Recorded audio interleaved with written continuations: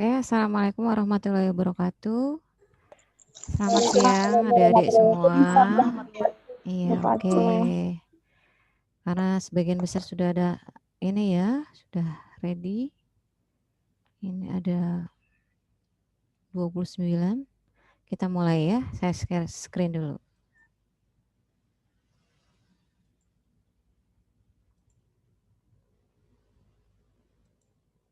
Suara saya bisa didengar jelas? Bisa, Bu. Bisa, Bu. Oke.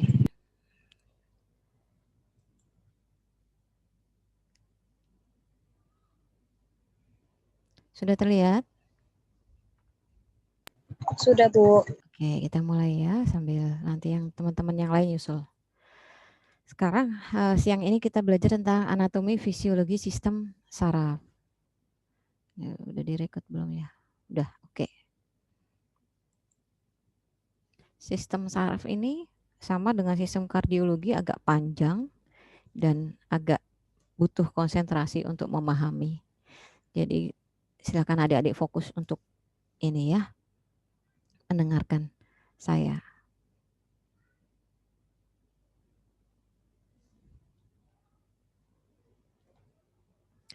Pada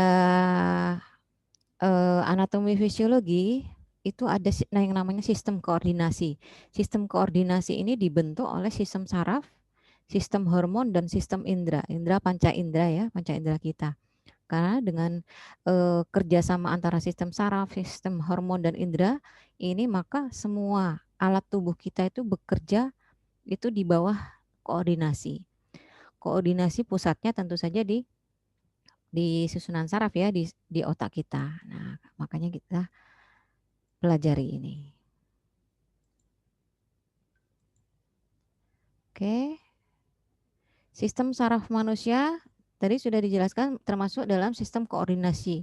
Karena sistem saraf manusia itu fungsinya adalah mengatur, mengendalikan kerja alat-alat tubuh sehingga tubuh bisa bekerja dengan serasi sesuai dengan fungsinya atau aktivitas sesuai dengan aktivitas tubuhnya.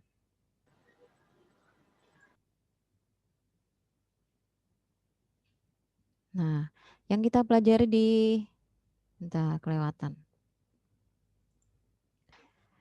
Di sistem saraf, di sana admit ya. Bentar.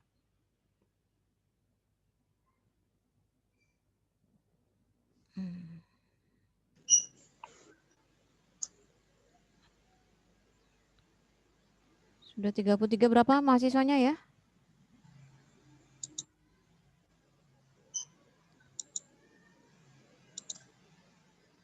Sistem saraf yang fungsi khususnya adalah sistem saraf berfungsi menerima, kemudian mengantarkan, kemudian menanggapi rangsang apapun di dalam tubuh kita, maka akan diproses di susunan saraf kita. Anatomi sistem saraf itu atau bisa dikatakan bahwa unit terkecil sistem saraf itu adalah namanya adalah neuron dan neuroglia. Jadi kalau kita suka dengar ya, dokter ahli neurologi, berarti beliau adalah dokter yang khusus mempelajari tentang persarafan karena diambil dari nama neuron, dari unit terkecil dari sel saraf adalah neuron. Biasanya di soal ada. Kemudian yang kedua adalah neuroglia. Jadi ada dua komponen di sel saraf.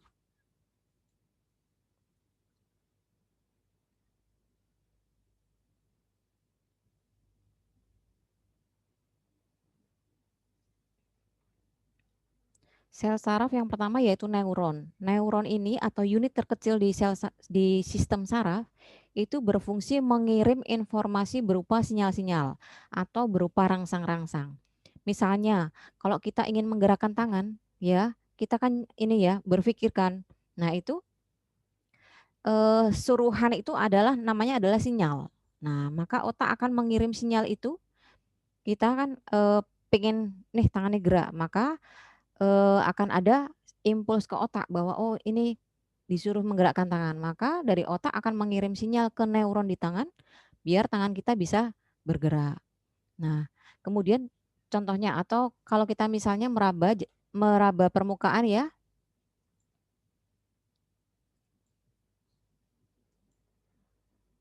Meraba permukaan kayu misalnya ya, maka neuron-neuron di jari tangan akan mengirim sinyal ke otak. Jadi ya, kita menyentuh, maka neuron-neuron di jari tangan akan mengirim sinyal ke otak. Kemudian otak akan kembali mengirim sinyal ke otot atau ke permukaan jari kita bahwa kita bisa merasakan bahwa itu, oh ini permukaannya kasar. Itu adalah itu adalah fungsi dari neuron. Sedangkan neuroglia dia tidak bisa mengirim sinyal, tetapi dia fungsinya adalah memberi nutrisi atau memberi oksigen di neuron, terus melindungi mielin juga. Jadi fungsinya neuroglia adalah mendukung, melindungi neuron agar dapat bekerja secara optimal. Itu ya, jangan lupa bahwa unit terkecil di sel saraf adalah neuron, kemudian neuroglia. Kalau neuroglia fungsinya hanya untuk melindungi neuron, ya. Jadi, unit fungsional terkecil dari sistem saraf adalah neuron. Ini adalah gambar neuron. Ya. Neuron terdiri dari apa saja? Paling luar adalah dendrit, paling ini adalah dendrit. Kemudian ini adalah badan sel. Ini adalah rangkaian dari akson. Kemudian ini adalah akson terminal. Ya, jangan lupa bahwa bagian dari sel saraf atau bagian dari neuron adalah ini dendrit, ini adalah badan sel, ini adalah akson atau neurit. Jangan kebalik-balik. Antara neurit dan dendrit jangan sampai kebalik. Kemudian ada nodus ranvier. Nodus ranvier itu yang di tengah-tengah ini, menghubungkan ini. Kemudian selabutnya namanya adalah selubung mielin. Yang menyelubungi akson adalah selubung mielin. Nih ya, ini adalah dendrit, juluran-juluran ini adalah dendrit. Ini adalah badan sel yang mempunyai inti, kemudian ini adalah rangkaian akson. Ini adalah akson terminal. Jadi akson terminal ini yang akan berhubungan dengan dendrit sel saraf yang lainnya.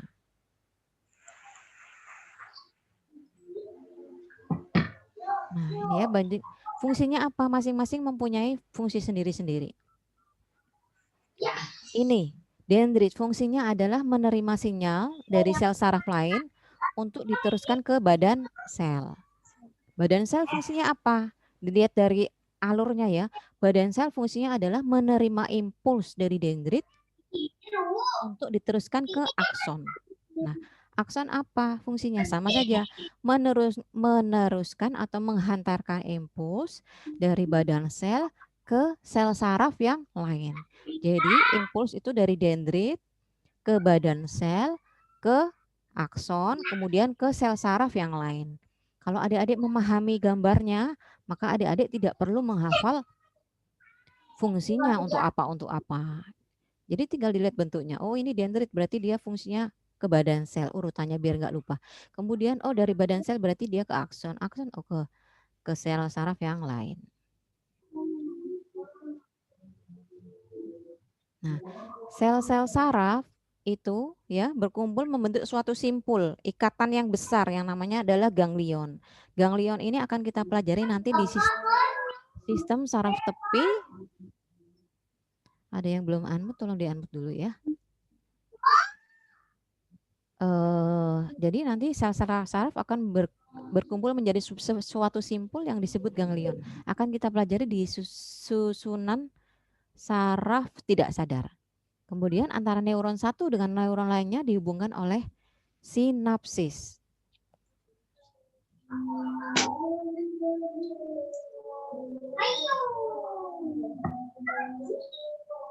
Ini ya deh ya. Neurit dibungkus oleh selubung mielin. Fungsinya apa? Untuk melindungi neurit dan memberi nutrisi bagi neuron.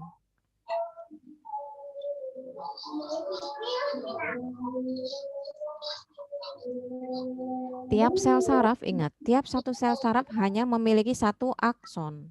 Satu rangkaian ini, satu ini akson. Akson lebih panjang dari dendrit, panjangnya sekitar 1 mm sampai 1 meter. Ini siapa nih? Nurul Hidayah baru aja masuk. Ini ya, dendrit ya, tadi sudah saya jelaskan. Saya ke ini aja. Ini badan sel. Ya, jadi badan sel itu ada inti sel, ada anak inti sel. Ini yang titik-titik ini adalah apa? Nisel body atau badan nisel. Ya, ini. Kemudian neuron. Neuron berdasarkan juluran sitoplasmanya itu dibagi menjadi neuron unipolar, neuron bipolar, dan neuron multipolar. Neuron bipolar itu dia punya ini, memiliki ini yang bipolar ya. Sorry, kok ini ya. Ada yang belum unmute, silahkan unmute ya. Kemudian ini neuron bipolar. Neuron bipolar itu dia punya 2 juluran sitoplasma. Kalau neuron unipolar dia punya 1 juluran neoplasma. Kalau neuron multipolar dia punya banyak serabut dendrit di badan selnya. Ya, jadi ada 3 macam ini. Ini ya, selaput myelin adalah lapisan lemak berwarna putih melapisi akson, fungsinya adalah sebagai isolator elektrik. Karena tidak semua sel mengandung mielin. Fungsinya apa? Selaput mielin untuk meningkatkan kecepatan sinyal saraf akson. Jadi impuls yang bekerja itu biar lebih cepat itu dia akan dibantu oleh selaput mielin. Ini sinapsis ya. Di sinapsis itu atau penghubung antar neuron itu akan di situ ada neurotransmitter yang membantu juga impuls itu bisa berpindah dari satu sel ke sel saraf yang lain. Namanya adalah di sinapsis itu ada zat kimia ya, namanya adalah neurotransmitter. Nah, macam neurotransmitter banyak sekali. Nah, dia bisa baca sendiri. Di sini ya, Dik ya. Ini kan akson terminal ya. Ini adalah dendrit sel saraf yang lain. Jadi neurotransmitter itu ada di sinapsis. Ini namanya sinapsis. Neurotransmitter itu ada di sini. Maka dia akan membantu transmisi impuls dari satu akson ke akson yang lain. Ya, neurotransmitter. Itu adalah senyawa kimia yang membantu ini. Ini contohnya ini. Ini adalah bulat-bulat ini adalah penggambaran dari neurotransmitter. Jadi dari sini akan dilepaskan oleh neurotransmitter. Nah, ini akan masuk sini kan. Nah, ini akan memperkuat atau melekatkan saraf yang satu dengan saraf yang lainnya. Ini ya. Jadi ini kan akson terminal, dia akan melekat di dendrit sel saraf yang lain. Kemudian, itu tadi neuron ya. Sekarang kita neuroglia. Neuroglia itu ada macam-macam bentuknya. Fungsinya jangan lupa untuk memberikan melindungi, menutrisi dari neuron. Bentuknya ada macam-macam. Adik-adik bisa ini. Ya, ini adalah selubung mielin. Ya, ini adalah satu akson. Nah, bagaimana proses terjadinya penjalanan impuls saraf? Mekanismenya adalah ini.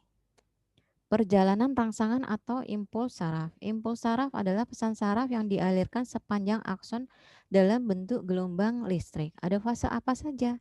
Ada fase polarisasi, kemudian ada fase ketika ada rangsangan, kemudian dari polarisasi akan berubah karena ada rangsangan berubah menjadi depolarisasi.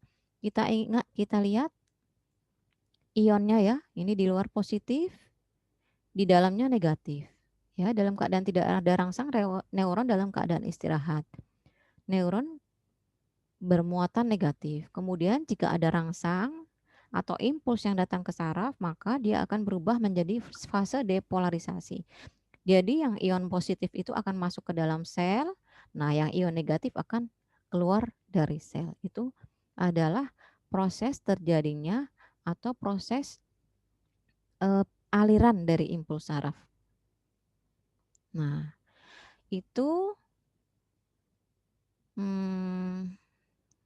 ini ya, pertukaran ion ya. Kemudian kalau pembagian neuron berdasarkan arah impuls, maka neuron itu dibedakan menjadi 3. Ada neuron yang dia bekerja di bagian sensorik atau aferen, neuron aferen. Ada neuron yang bekerja di sistem motorik atau neuron eferen, dan ada neuron konektor yang menghubungkan antara neuron sensorik dan neuron motorik. Neuron sensorik yaitu menghantarkan impuls dari reseptor ke susunan saraf pusat. Reseptor adalah sel saraf yang menerima rangsang. Reseptor itu contohnya adalah panca indera. Kalau kita meraba dingin, kalau kita meraba panas, kemudian kalau kita meraba halus dan kasar, itu reseptor yang ada di dalam kulit. Kemudian kalau kita melihat itu berarti reseptornya ada di mata. Kalau kita mendengar berarti reseptornya ada di telinga. Jadi neuron sensorik ya, begitu ada rangsang diterima di telinga, kok kita bisa dengar karena prosesnya gini, ada rangsang diterima di telinga, kemudian di telinga diteruskan ke otak. Dari otak akan diterjemahkan kemudian dikembalikan lagi ke telinga. Oh, jadi kita bisa mendengar suara itu. Ya, organ yang mengandung reseptor adalah indera atau panca indera. Kalau motorik, namanya saja sudah motorik, maka dia seperti motor. Dia akan melakukan gerakan. Ini adalah neuron motorik atau eferen. Neuron motorik ini menghantarkan impuls dari susunan saraf pusat ke efektor. Jangan bingung dengan reseptor dan efektor. Reseptor itu panca indera, kalau efektor itu otot dan kelenjar. Kemudian neuron konektor itu menghubungkan impuls dari neuron sensorik ke neuron motorik. Ya, jadi ini reseptor. Reseptornya adalah panca indera. Akan dikirim sinyal melalui neuron aferen, jangan lupa. Kalau menuju itu A, kalau meninggalkan itu E, aferen dan eferen. Jadi setelah dari reseptor ada rangsangan, maka akan diteruskan oleh sistem saraf atau neuron aferen atau sensorik ya ke interneuron atau ke pusat juga bisa. Kemudian setelah diterjemahkan di pusat, dia akan keluar melalui neuron eferen atau melalui neuron motorik yang akhirnya apa? Otot dan kelenjar itu bekerja. Ya, efektor adalah sel atau organ yang menghasilkan tanggapan terhadap rangsangan. Sedangkan efektor yang berperan penting dalam sistem regulasi adalah otot dan kelenjar. Jangan bingung ya antara reseptor dan efektor. Reseptor itu panca indera, sedangkan efektor itu adalah otot dan kelenjar. Ini contohnya ya. Ini organ indera, berarti ini reseptor. Impuls akan diteruskan melalui saraf aferen atau sensorik ya. Itu. Nah, sedangkan ini dari saraf akan diteruskan untuk ke efektor. Organ efektor adalah otot, otot rangka, otot polos. Ini adalah motorik. Ini adalah saraf sensorik, ini adalah saraf motorik.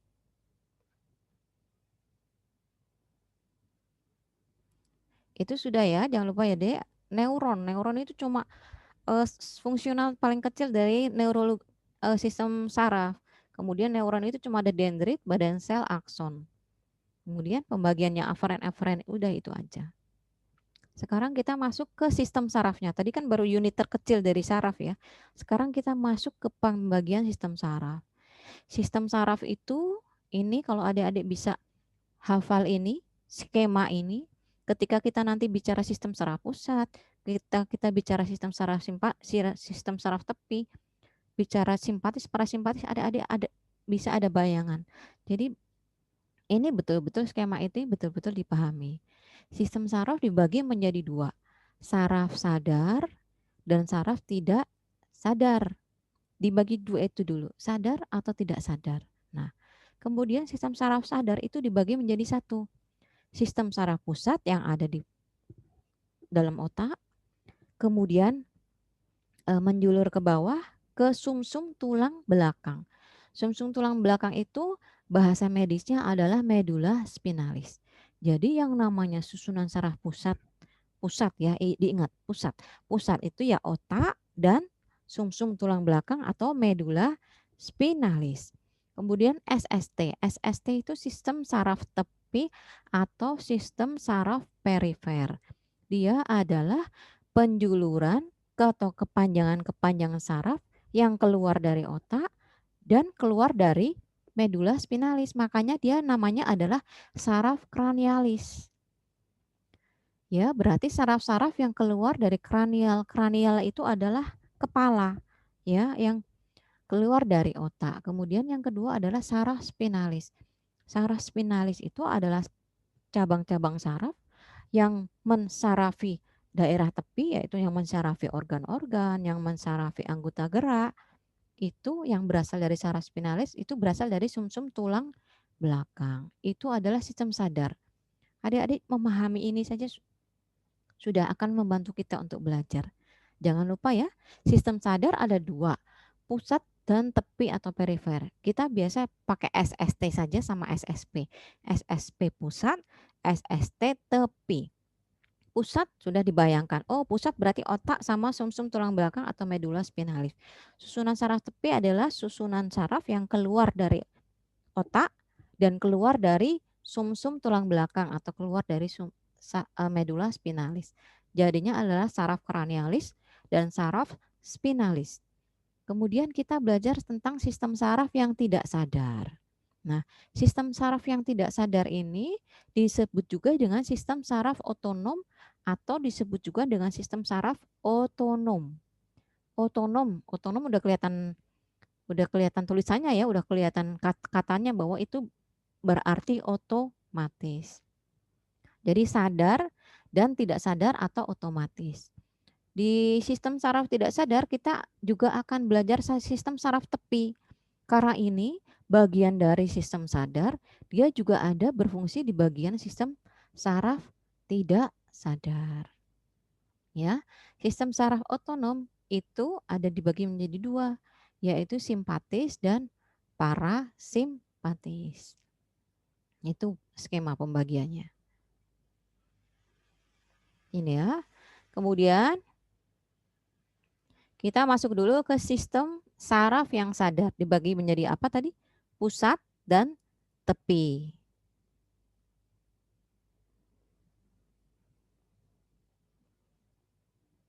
Sistem saraf pusat dibagi menjadi dua, otak atau bahasa latinnya encephalon.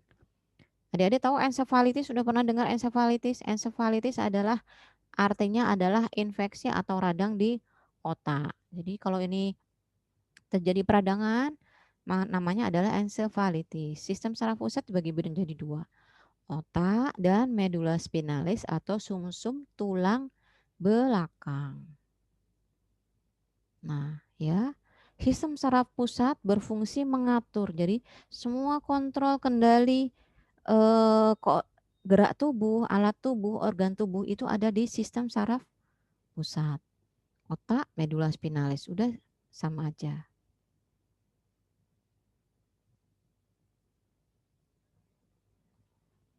Nah, otak itu ada banyak bagiannya. Otak satu bulatan itu ya di dalam tempurung kepala kita, di dalam kranium ya, itu dibagi menjadi otak besar ya, ada otak tengah, ada otak depan, ada otak kecil ya, ada jembatan farol, ada sumsum lanjutan atau medula oblongata. Otak besar bahasa latinnya cerebrum. Otak tengah bahasa latinnya mesencephalon. Otak depan bahasa latinnya diencephalon. Ini ada yang ya. Otak kecil namanya cerebellum. Oh ya, otak depan atau diencephalon dibagi menjadi dua, talamus dan hipotalamus. Jangan lupa ya.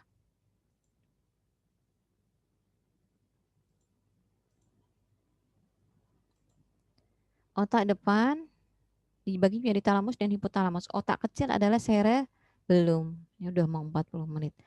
Kemudian jembatan Varon dan sumsum lanjutan. Otak itu kalau di bahasa kita, sistem saraf pusat, bahasa latinnya adalah CNS atau Central Nervous System. Dia mempunyai volume sekitar 1350 cc dan atau 100 juta sel saraf atau neuron. Ya, ini nggak usah. Ini gambarnya. Ini adalah otak besar. Ya, ini adalah otak kecil. Ya, ini otak besar, otak kecil. Seperti konde ya, Adik-adik. Kemudian otak depan atau di encephalon itu ada talamus dan hipotalamus. Talamus ini yang ini, hipotalamus yang ini. Ada yang lagi bertukang, silahkan di unmute. Ya, ini talamus, ini adalah hipotalamus. Ini adalah cerebellum, ini adalah pons. Pons itu menghubungkan antara otak besar dengan medula oblongata. Ya, ini adalah medula oblongata. Medula oblongata menghubungkan antara otak besar dengan medula spinalis. Jadi ini adalah medula oblongata, di bawahnya adalah medula spinalis. Sama. Nih ya. Kemudian otak besar. Otak besar itu dibagi menjadi dua belahan.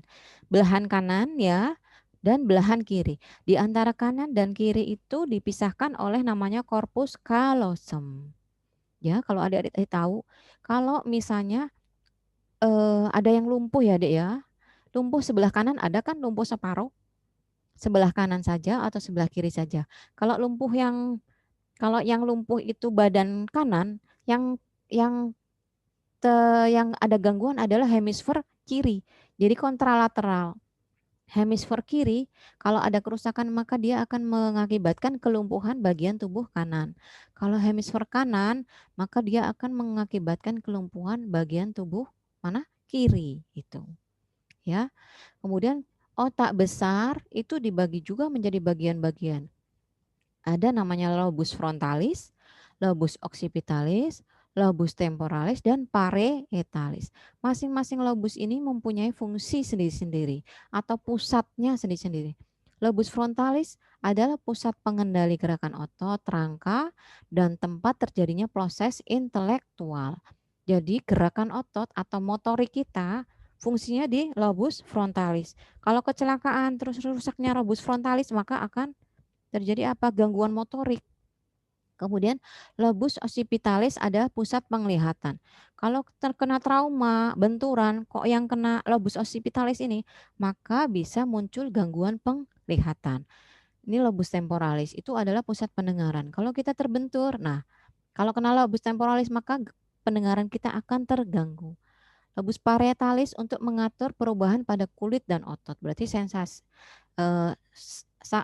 suhu panas itu ada di lobus parietalis. Nah, ini ya. Ini adalah lobus yang depan yang mana, Dek? Ini apa ini? Jangan lupa bentuknya seperti konde. Jadi ini yang selalu di belakang. Ini adalah frontal. Frontal itu regio di bagian dahi. Kemudian belakang itu adalah occipital. Samping kanan dan kiri adalah temporal. Kemudian yang samping kanan sama kiri yang di atas ini adalah parietal. Jadi frontal, temporal, occipital, kemudian di sini parietal. Ya. Ini pons, ini medula oblongata, ini medula spinalis atau sistem sumsum tulang belakang. Ini adalah cerebellum atau otak kecil. Nah, ya, bentar. Ini brainstem itu artinya batang otak. Batang otak terdiri dari pons dan medula oblongata.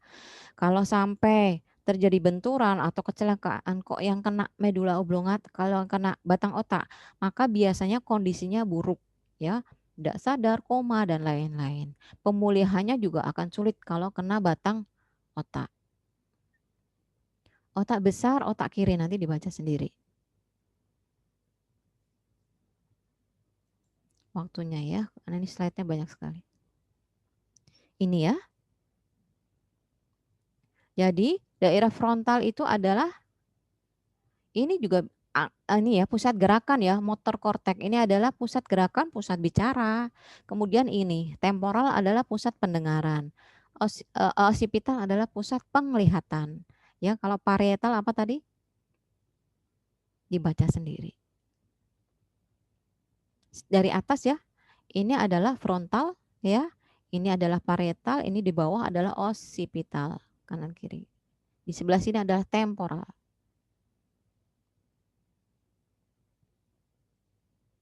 Parietal untuk suhu ya, suhu. Nih, frontal ya. Temporal itu kan di telinga ya, Dek ya. Ngampalinnya gampang kan, temporal itu di telinga. Oh, itu buat pendengaran. Di belakang visual, matanya di depan, pusatnya di belakang.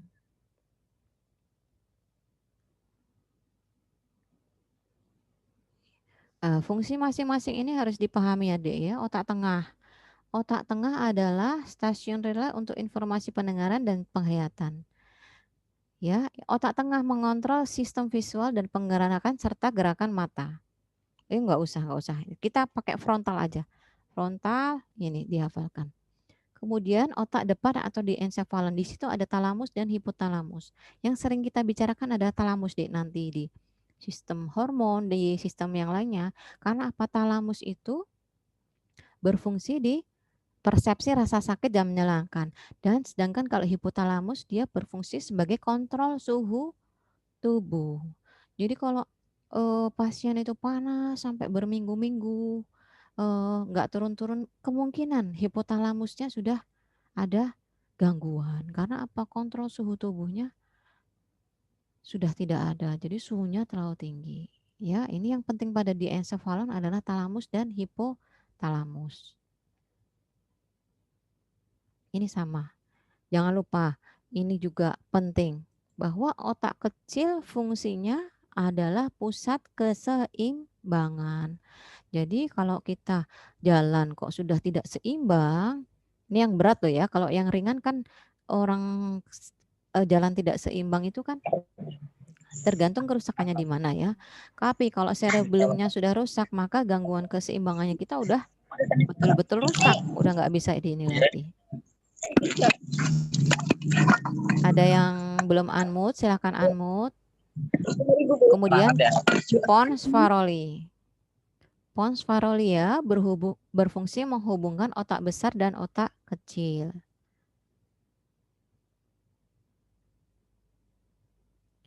Medula oblongata ini batang otak ya, masuk dalam batang otak. Dia punya banyak fungsi, mengatur denyut jantung, pelebaran penyempitan, membantu gerak nafas. Jadi kalau ini batang otak kok rusak, kena trauma, maka akan ada gangguan nafas ya. Bisa yang dia nggak bisa bernafas sendiri, akhirnya dipasang ventilator.